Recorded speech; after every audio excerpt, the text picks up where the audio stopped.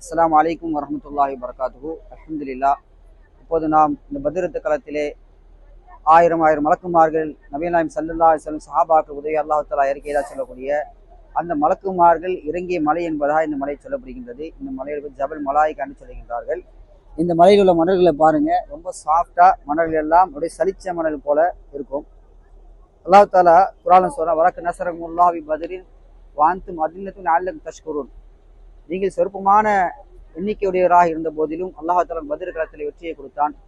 அல்லாஹுக்கு நீங்கள் அஞ்சுங்கள், அல்லாஹுக்கு நன்றி செலுத்த இருக்கும் அல்லாஹ் தஆலா தன் பெருமையை கொடுத்திருக்கிறான். இந்த பத்ர் யுத்த களத்திலே இந்த மலக்குமார்கள் சஹாபாக்கள் எல்லாம் உதவி புரிந்து இந்த யுத்த களத்திலே மிகப்பெரிய ஒரு தாக்கத்தை ஏற்படுத்தி இந்த இஸ்லாமிய வரலாற்றிலே மிகப்பெரிய ஒரு திருப்புணிமை ஏற்படுத்திய யுத்த களம் தான் பத்ர் களம். 313 சஹாபாக்களை கொண்ட ஒரு படை 1000க்கும் அதிகமான எதிர்ப்படைகளை எதிர்த்து இந்த பத்ரில் போரிட்டு அல்லாஹ் தஆலா மிகப்பெரிய வெற்றியை கொடுத்த இடம்.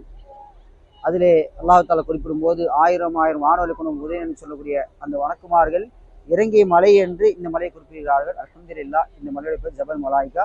அல்லாஹ் தஆலா அனைத்து மக்களும் பார்க்கக்கூடிய ரசீபை தந்தல் புரிவானாக. யாரெல்லாம் உம்ராவுடைய ஹாஜிமார் இருந்தால் இந்த பத்ர் களத்துக்கு வந்தீர்கள் சொன்னால் இந்த இடத்திலே சென்று பார்க்கக்கூடிய வாய்ப்பு இருந்தால் பார்த்துட்டு செல்லுங்கள். அல்ஹம்துலில்லாஹ். அல்லாஹ் தஆலா எல்லாருக்கும் வாய்ப்பு அறிவிப்பான். ஆமீன் யா ரப்பல் ஆலமீன்.